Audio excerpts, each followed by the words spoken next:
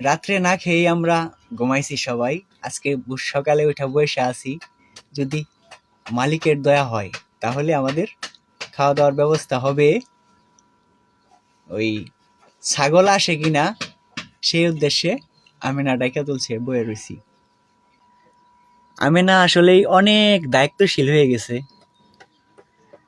আমেনা এই যে কালকে রাত্রে না খায়া ঘুমাইলো, তবুও ওর মনে কোনো দুঃখ নাই।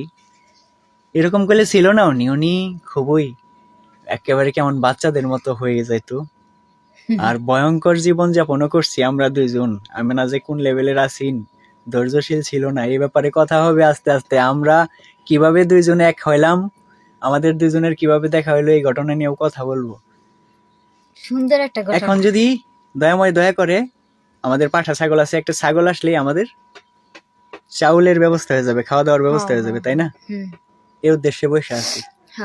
মালিক ভরসা। মালিক ভরসা।